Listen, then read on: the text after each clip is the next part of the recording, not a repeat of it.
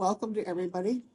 Many of you I know, but there's some out-of-towners here I know from Heartland and other places, so thank you for coming.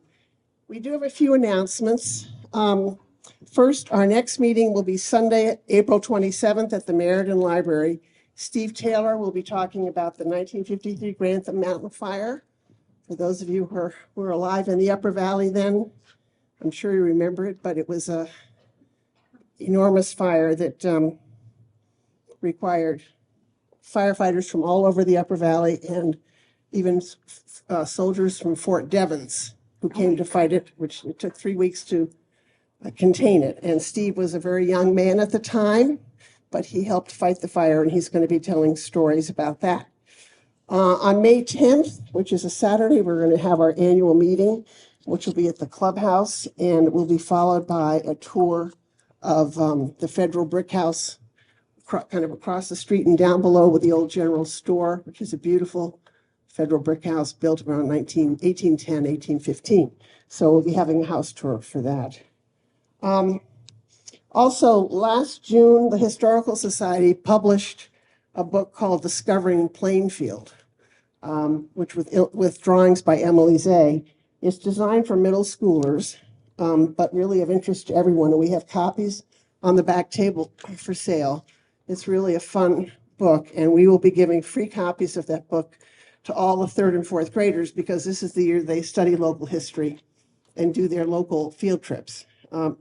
In addition to that, we are going to be sponsoring a after-school art program for middle schoolers in 4 weeks and go for 6 weeks, where Emily will teach these kids how to draw in a cartoon, kind of a cartoon fashion.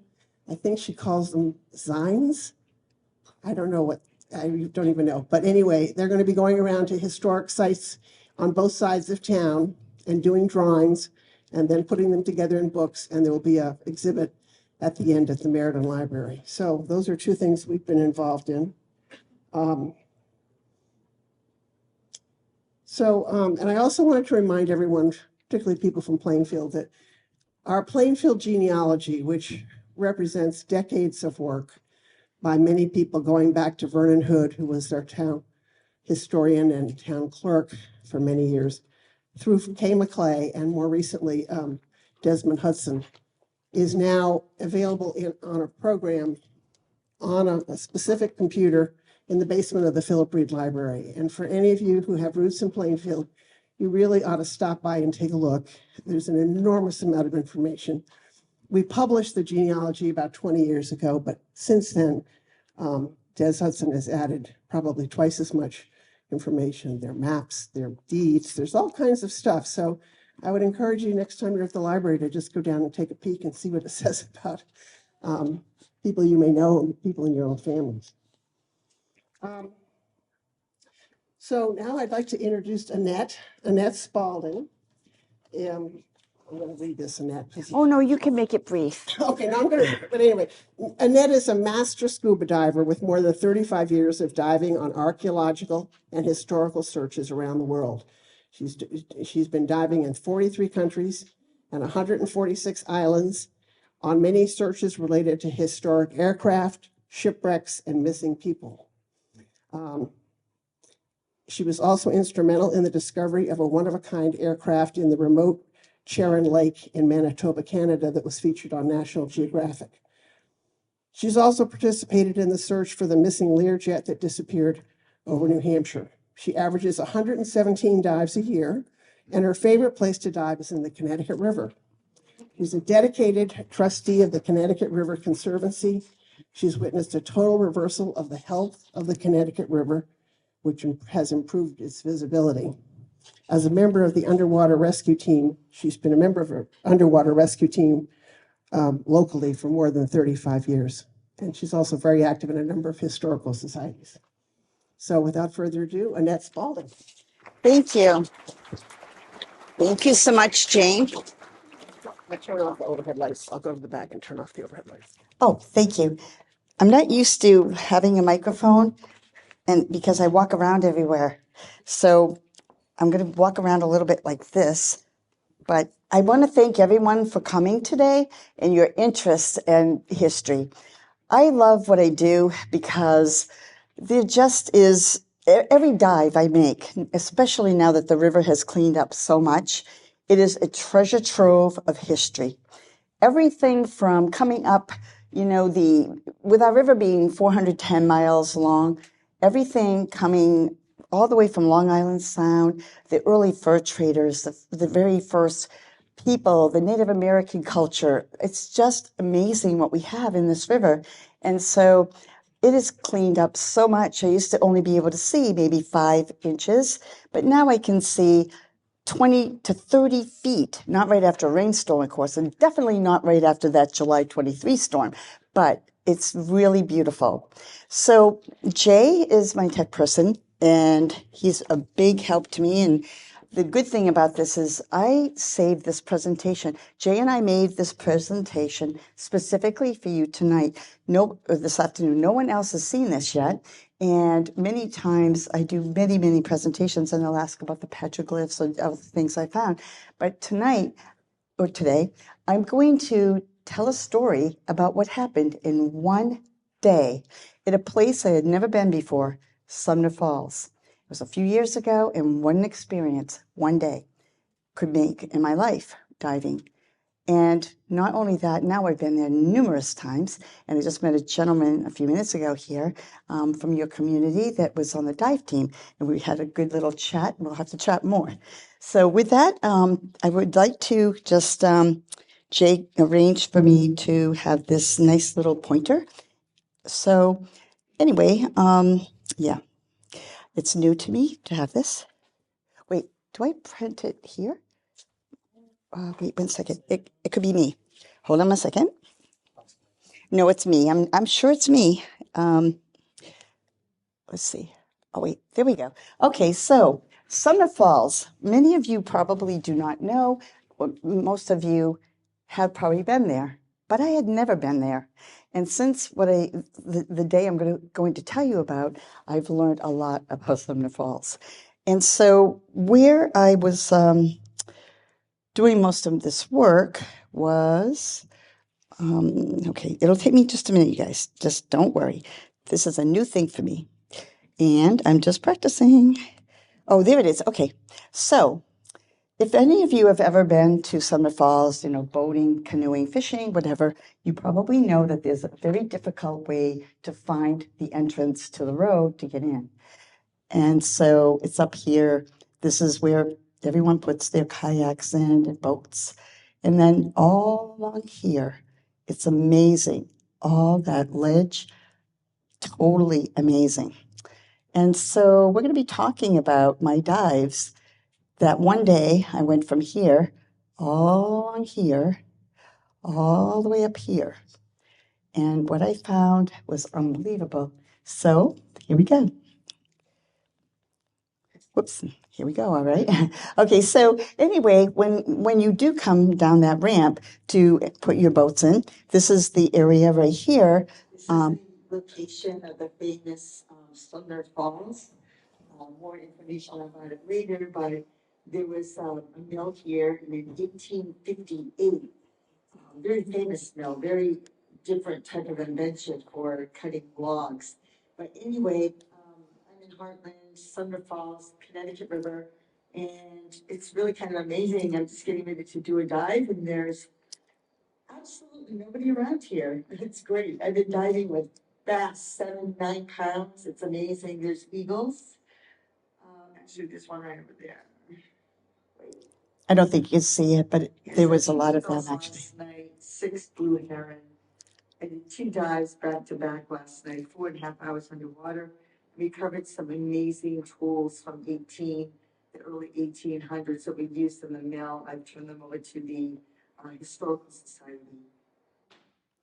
Okay, so what happened was, this is another picture of the falls, and I was diving directly under those wonderful falls, and most of my diving that I did, it was kind of interesting what I was seeing under there.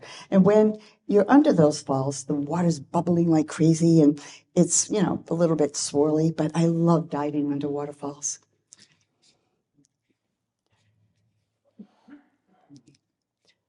Okay, I'm going to get this right.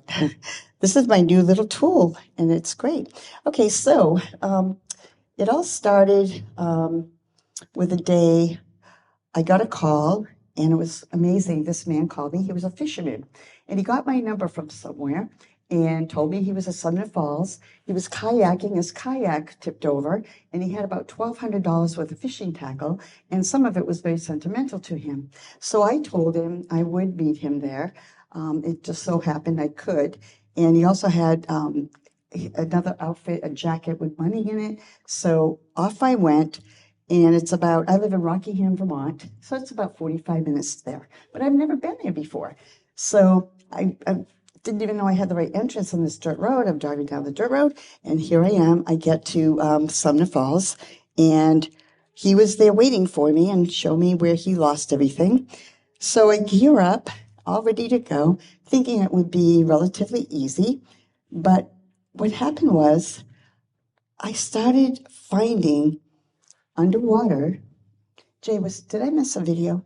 Sorry, I got it. Oh, right there. Okay, I have a video of what happened underwater, and this was amazing to me because I had my metal detector, thinking I would need it to find some of these things he lost if it was really silty. So I went prepared. I had my metal detector.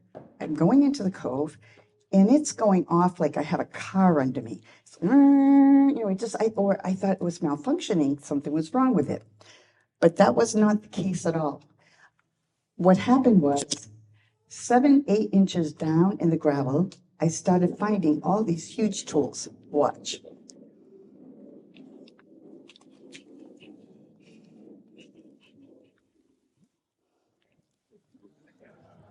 Oh, yeah. These guys were right there waiting for me to feed them because I was turning over stones. And they wanted to see what I was doing. And you'll see crayfish. So, these are nice little distractions while I'm looking for these tools. But I started finding them. And as I'm moving everything, this was not under the silt. This was wedged in between stone. But those bass, they love it because they think of me as one big fish. And they think of me as one big fish feeding them crayfish. So I found these pieces at first that were wedged in, trying to figure out, wow, these look really old. What are these from? But then under the silt, I started finding so many pieces under 7, 8 inches of gravel. I don't know anything about Sumner Falls. I knew the name of Sumner Falls. I knew no history of Sumner Falls. I do now with over 100 hours of research, including your library here. So there's these really neat underwater. When you see the ledges there, you think, oh yeah, it goes out, maybe drops straight down like it does in Bellows Falls. It doesn't. It's like layers. It's like steps, and it goes down like from the top to like 34 feet deep, and they're like all these steps and all these ledges, and it's so amazing. It is a beautiful place. It's so different. Every place I dive is different, but this is really, really nice. And as you can see, the nice gravel on the bottom, it's not really silty at all. Just the top, when you first go in the cove to put your boat in or whatever, it's silty, maybe 1 to 2 inches, but under that, it's beautiful gravel and rock. So here I am getting all these tools. I had to come up, see where I was finding all this stuff. And I put it up on the shore, not the shore, but up on the rock to go back and get it. So I kept finding things and finding things. That's my fin because I'm on my hands and knees and I'm digging like crazy. And those bass love that. So that is the video of what I first started seeing. And I did not know anything about this. Jay, do I just advance? What time of year was that? What was that? What time of year was that? It was September. And, okay, so these are things right here. And I'll do answers. And I forgot to tell you that, but I'll answer your questions after my presentation. But that's good that you brought that up. It was September. So I found binoculars. I found cameras. I found all kinds of things. But the biggest thing I started finding were all these strange looking logging equipment, pipe poles, PVs, which I'm used to seeing those down in the Bellows Falls area. It's loaded with them, but it was loaded with them here. I'm thinking, how did they ever get logs over this massive amount of stone? Well, I found that out too, but I did not know anything at the time. So these chains right here, I had to have someone come and help me. Some of these chains were like really long, like 20 feet long, and they weighed a ton. I couldn't move them. We used lift bags and we brought them into the shore. I did that the day after because the first day I did 2 dives, one in the morning, 2 hours, or not morning, late morning for 2 hours. And then I went back in again for another 2.5 hours. I was underwater for 4.5 hours and I couldn't believe it. I went back the next day and did the same thing the next day. I was so amazed. So these chains were all part of the logging that did happen here. I did not know at the time. It was fascinating. And there were all kinds of tools, and this thing here had, I don't know what this was, but it had like, there were a lot of them with a loop here, and they kind of tapered down to more like a point. All these different things, I did not know what they were. And I found tons of PVs. And as I said, I brought one of the pipe bowls over there. Is there a feedback? Do you hear like, okay, great, thank you. So then I was lining these things up. I would, drag across the bottom because all that extra weight, I couldn't come up with all that. So I brought up every piece of metal because I thought this must be historic or something with all these tools, still not knowing where I was or anything about where I was. I did find some of his fishing tackle and things. I didn't find everything. But to be honest with you, I was so intrigued by this history. I should have been paying more attention to his jacket floating down the river, which I did find out because it got caught on something, thank God. Anyway, here we go. So I had this day, I find all this. I find most of his things. He was happy with what I found. I found about $800 to $900 worth of stuff out of the $1,200. So he was happy. But I couldn't wait to start research. I went home. I started jamming about the history of Plainfield, and I love this town. I love the history of St. Gaudens, of the Cornish Gallery, and the Cornish colonies, and who was there. I just love history. But this really fascinated me because, of course, the river, most of the river's owned by you here, but I love both sides of the river, and I do presentations all the time on both sides. So I go home and I start reading about why is this called Sumner Falls. I was so shocked. This guy is born in 1779 to 1869, right? 97 years old he died in 1869. I mean, Civil War, all the things he saw. And then I find out that he was just totally amazing. He owned large tracts of land up north, had crews to cut trees, bringing them down the log drives over Sumner Falls. But in between, in that map I showed you earlier, you can see how there's like openings through some of it. And he brought those logs and he created a mill. This guy was amazing. He built mills, he built roads, he built buildings. I mean, this man in this community, what a hero this guy was. I mean, and then it talked about the mill, and several times the bridges were washed out by the freshets and the roads, and it was amazing. And so the mill that he had on Sumner Falls, actually, instead of bringing the whole logs down, he selected logs and he controlled those logs naturally by these big, giant linked chains. And some of them, I believe, is what I showed you, but I also have some over on the table. They're big, big, heavy links that weigh like 7 pounds each. And he would chain and link them across to control them. And then when he was ready to release them, he would, but he cut a lot of them right there on a mill across these ledges. It's amazing. So anyway, you probably know all this, but I didn't. And it was really, really exciting. So then, whoa, okay. Oh God, Jay warned me of this. Jay, you were a good teacher, but you know what? I couldn't see the button in the dark. Okay, here we go. So I hope.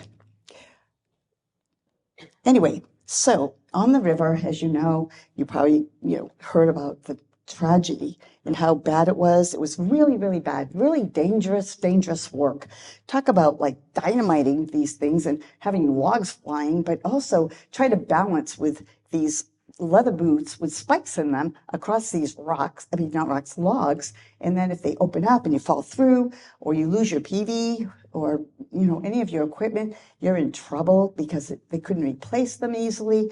And unfortunately, I did find a couple of boots wedged in the rocks, and they were leather, and leather really lasts a long time underwater with the spikes on them, and they would not have been throwing away boots back then, right? So I don't know whose boots they were, but the tragedy in my mind, just thinking about what these guys did.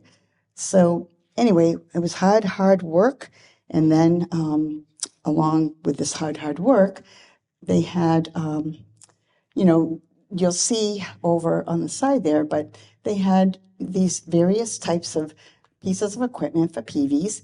I have one of these here today that I found in there. I found tons of the cant hooks. Oh my God. I probably found 25 or 30 of those.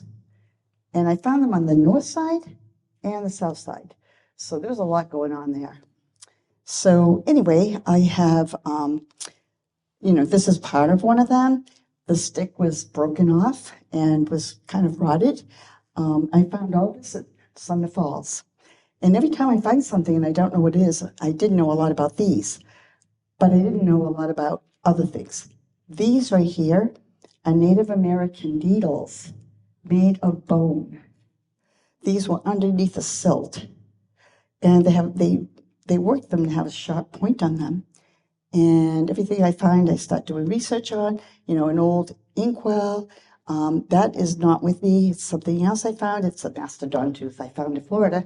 But this here, the picture has it in it though, sorry. And these here, these insulators that we use at the railroad, I found a lot of those at Bellows Falls, but I did find some here too. So these are just a few of the things I found. And today, Jay, I know, I'm doing terrible. Okay, so with these tragedies, the pikemen, of course, we had these pictures Jay and I came up with to show you. And by the way, if you have a lot of interest in logging, there's a gentleman I know, his name was Bill Gove. He wrote an incredible book on the logging history of the Connecticut River.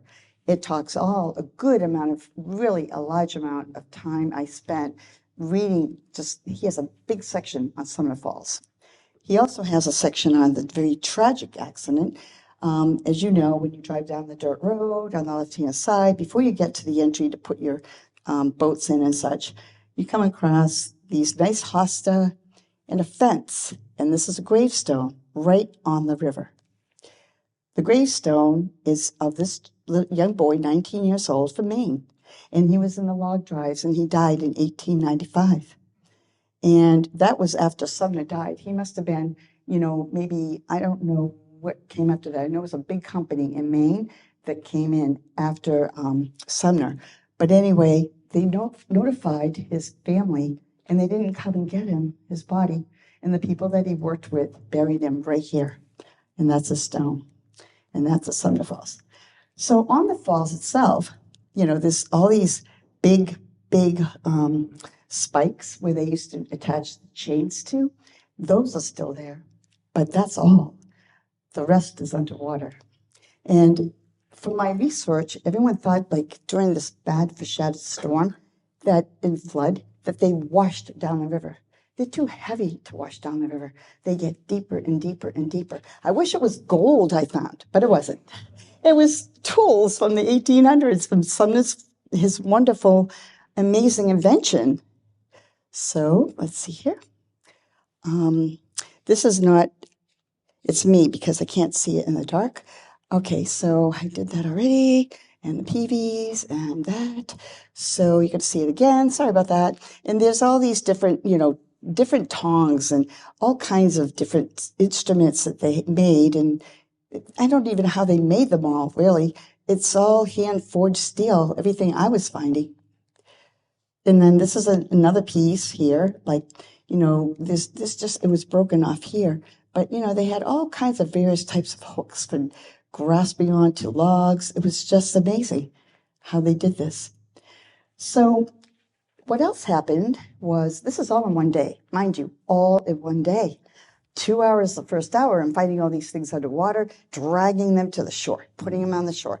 Then I go back out and I'm looking for more and more. I'm seeing all kinds of things. I start finding Native American items. Native Americans fished a lot on this area. I found pottery. It's rare to find pottery, and I found it, and it was wedged in between rocks that it, protected from the current because it got down in crevices and such. But I started finding so many things, and doing so many dives. I looked for off and on for 30 years to find the petroglyph site down in the West River, the confluence of the West and Connecticut rivers, and I did find that. It was Indian Rock, it was called. It had 9 petroglyphs on it. There were 5 eagles, a person, a wolf, and what appeared to be 2 eels, or I don't know if they were lampreys or snakes. Anyway, I found those, but I found a lot of different Native American artifacts over the years. And I'm so sorry, I have a good rapport with the Native Americans because they know I respect their culture, and I've donated so many things to them that I found. I keep a few pieces for presentations. So I started finding these, and then I was finding, various arrowheads and other things. And then I found where the falls were in a deep hole. And I brought some today because these were weights that they used for nets. And I'm like, they didn't have lead. But I found out in my research, I found in a couple places that, traders and things like that would trade with the Native Americans for certain things, and that they did use some of these weights. I have also found the carved ones and the stone ones that they would use around these nets that they would trap the fish in. And I brought, I think, 7 of these today. So that was really amazing to me. And we're going to show some video here of what else I saw.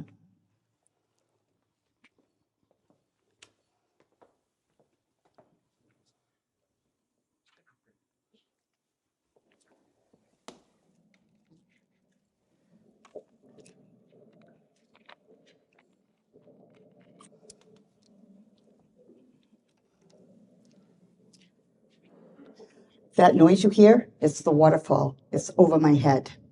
I'm directly under it. And you know what? I wasn't the only one that liked the waterfall. Wait till you see this. Just keep looking.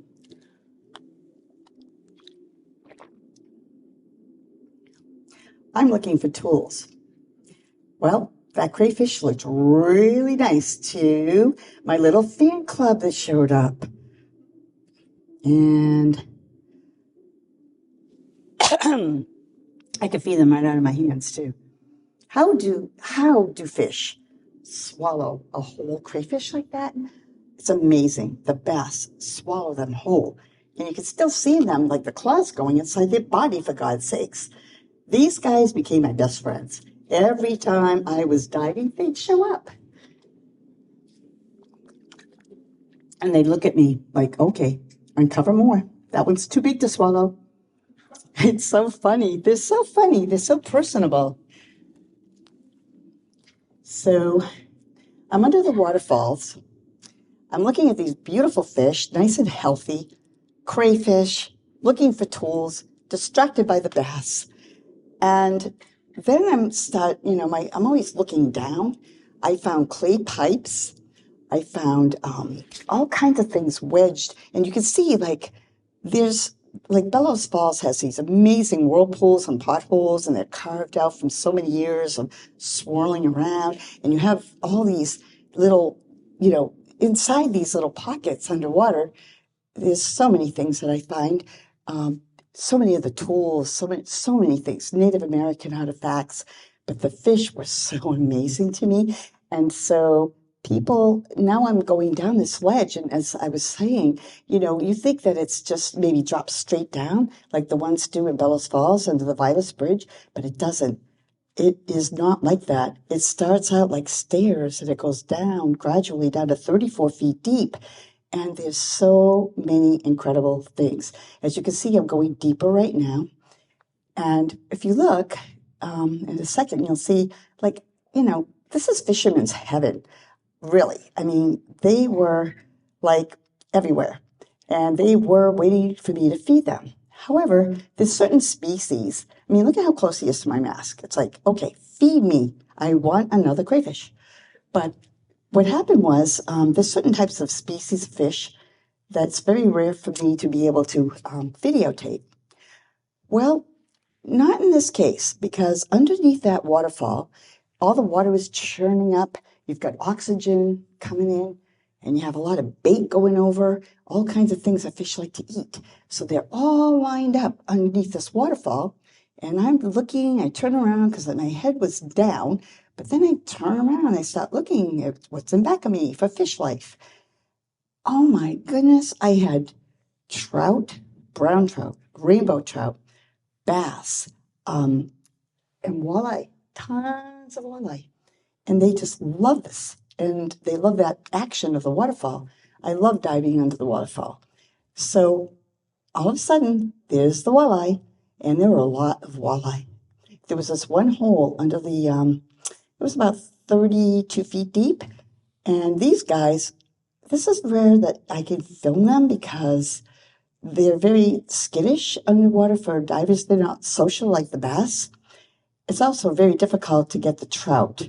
But these guys were like, okay, they were like posing for me, like, okay, she needs footage for this. I don't know. But anyway, this was fabulous for me to see. And you could see like all the different types of, from the years of the water beating across it, swirling around. And there's beautiful stones and rocks. And there's just so much there. Native American history, fish, the beauty, the water's cleaned up in the river. I love this place. This is a beautiful place with amazing history. So also, I started finding old, antique lures and things that were wedged, and they were wedged inside of the rocks that I was just showing you, which was kind of interesting, all the way down to 34 feet deep. And I found like all kinds of things. Like I always have to carry a knife because back then, especially, I wrapped it all up in a little pile, but it's not uncommon to get caught, like your fins around the straps, to get caught in cable and old types of line where it's not easy to just like move it away and have it break off. It is not easy at all. So a lot of times I get tangled in this stuff. So I have to take my knife that I carry, two of them, one on my chest and one on my leg, and cut myself out of these. It's even worse in the ocean, but those are bad. But I do come across very dangerous situations like this. I mean, I'm so used to it now. I just get ready and cut it, But I just found all this. So then I decided the next day when I went to dive again, I was so intrigued by this, and I heard, looking at my map, that it was 6 miles or so from there to like Harpoon Brewery and that wonderful place, Great River Outfitters. That they are really nice people. You would not believe what happened when I was going down that river later, when there was a bad tornado that people were killed across under a tent. And I was on the river that day with my granddaughter. And the owner of that place, Craig, he drove his truck through cornfields. He knew we were going down the river, and he got there and helped us. And just as he did, a tree snapped and came right down. Anyway, it's a different story, but he was wonderful. So I decided to kayak down this river. And it was so beautiful. You come around the bend and you're looking at Mount Scutney. And the great thing is motorboats cannot get up there, that 6 mile stretch. It's too shallow. There's rock formations sticking out of the water. It's crystal clear. It is so beautiful. So, I'm looking at Sumner Falls, that history. I'm thinking of the fishing. I'm looking at the Native American history. It was amazing. And that view was just amazing. And then I donated all the chains and things that I found to the Heartland Historical Society. This year, when I go back and find more, I'll come over here and give you guys some too, okay? Because you both should have them on both sides. This is, I found them, on the Vermont side more, but this history is for both of you. And so I will turn over some of the things that I find this year. I'll turn them all over. I'll give them to your side. How's that? And so the next day, I didn't have time. I was in my wetsuit and I had to stop very quickly. So I hid what I found in boxes behind these, and I called and left a message that I hid them there, all wrapped up in tarps. So I'm not sure how long they were there, but I wrapped them up good with water. So I want to tell you what else happened that day. First day, 4.5 hours underwater. This is unbelievable. I'm going to tell you quickly, but can somebody tell me what time it is? 3:39. 3:39? Wait. 3:39 already? Yeah. Wow. Okay. So I'll tell you the story and then I'll do questions and answers. You've got to hear this. I'm on the underwater rescue team. So is this gentleman. And we have another man here, Matt, who is on the rescue team from Brattleboro. I'm still on the rescue team. We're dispatched out of Key Mutual Aid. We cover a lot of the river, both sides. But this is what happened. I am there coming out from that day, 4.5 hours underwater. I'm in my wetsuit. I take off my tank, I put it in the back. And for the first time, I see people, this really nice couple, husband and wife.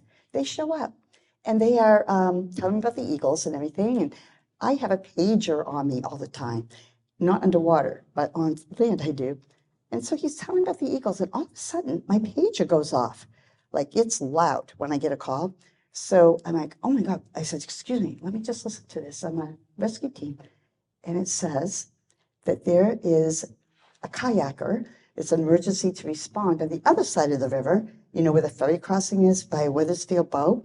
So here I am in my wetsuit, just taking my tank off. Thank God I had another tank with me, third tank. And I'm listening, I'm like, oh my God, this just happened. He is reporting, he's a kayaker, he's reporting that the boat ramp there, he saw a vehicle, a black vehicle, roll down the boat ramp and into the water. And when he got there, he could see all the bubbles, coming out, but they responded immediately. There were the police, state police, local police, fire department, and I was the first diver on site. And I said, we always have to wait to two of us to go, but this is shallow right there. And I've been underwater for, 4.5 hours. I'm really familiar. I've dove here before. I said, please, can I just go snorkeling across the top and I can look down just to see if I could help someone? So I'm out there. Bubbles are coming up. I don't see anyone, but it was kind of murky because when it went down, it kicked up a lot of mud and stuff. So then my dive team member, Brian, he showed up. He get up quick. He comes out with me. This is like after diving for 4.5 hours at Sumner Falls, right? So I couldn't believe this happened. So that's why I was the first one on site, because I was the closest. So anyway, Brian comes, the two of us go out. We look at the car. No one's in the car, but I see all this Victoria's Secret lingerie and stuff floating around the back of the car. I'm like, what the heck is this? And it was a Lexus, right? A black Lexus. I'm like, wow. But I'm shining my light in, and it looked like there was something underneath the gas pedal. There was. Someone purposely put a block under it and let it go at the top of the ramp, and it went down and underwater. We still searched to make sure, is there a person here? We're doing rope searches and circular searches, and we couldn't find anyone. And I was really concerned because one of the doors was open. There wasn't a real current there, but there was a little, and I thought maybe they went beyond. So I came up from the bottom with Brian, and the police are yelling to us, come in, come back now. So we go in, and I don't know what's wrong. And they said, you could stop searching. We found out what happened. There was a woman who was dating a guy, and she came home and found her boyfriend doing other things with another woman. And she got mad, and she stole his car, and she drove it there, and she let it go. So I went from tools, history, Sumner Falls, fish, Native American history, all these wonderful things, and a rescue I didn't have to rescue except for the car. And what a story. What a way to end my day. This started at Sumner Falls. I've done over 100 hours of research now. I do know so much more, and I love that place, and I love your library. I had to come and do some research. You have a great resource here. Everything on this side. I love this place. It's great. And I can't wait. I'm going to be back there very soon, and whatever I find, I'll bring it over to you guys. So with that, I want to thank you for your attention. That was my one day at Sumner Falls. I never knew anything about, but I do now. So thank you very much for your time, and I'll answer some questions for them.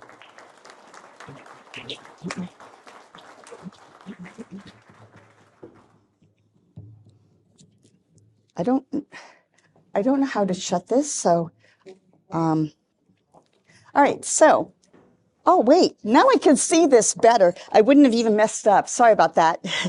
All right, so does anybody have any questions? I'd be happy to answer a few for maybe 4 or 5 questions if you have it. If not, I'm going to go over at this table, and if you have any questions about any of those things I found, I do need your help, and I love this. When I do presentations and things I find underwater, and I don't know what they are, I ask for your help to let me know what I found. And I did bring something today that, one thing that I did not find here. Everything else I did. At the end of the table, you're going to see this round thing with a hook on it.